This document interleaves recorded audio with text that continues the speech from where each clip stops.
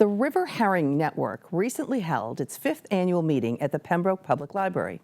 The event drew people involved in marine fisheries from Cape Cod, the South Shore, and South Coast. There was even a bus tour of some local herring runs prior to the meeting. We stopped in to get some more information.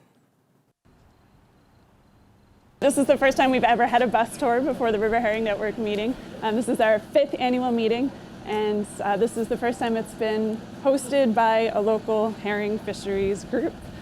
So we had it in the first 3 years, it was in Cape Cod, and then last year it was in Plymouth, hosted by Plymouth, and then this year hosted by the Pembroke Herring Fisheries Commission. It's a diverse group actually, so they are volunteer herring wardens, paid herring wardens, paid natural resources officers, natural resource department staff, and then volunteers, so people who work with either a nonprofit group or with their town or with their herring warden to count herring. And they're from Cape Cod, the South Shore, Buzzards Bay area, and then there are people from state and federal agencies here as well, Division of Marine Fisheries, also NOAA, Office of Habitat Restoration, and probably some others I'm forgetting. Everyone always wants to hear the updates on the river herring count. So there's a volunteer program in most of the coastal towns in Massachusetts. And so volunteers go out and volunteer 10 minutes per day usually and count how many herring go by a particular spot.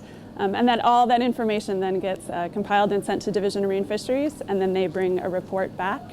So we've got 2 reports, one Cape Cod specific and then other throughout the state. And then we're going to hear those reports today in there. So I think probably that's people's most favorite topic.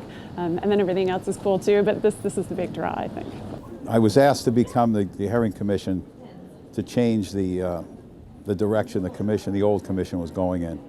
And with my affiliation with the state, I was able to get some new assets into the town. We have a new visual counter at the run, which we didn't have before. It's mechanical, so the fish are counted. It's a lot more accurate than the visual counts or volunteer counts. And as my role with the state, the federal government has put a closure in on the taking of all river herring throughout the whole entire East Coast. So it's very important to get these runs back into good condition.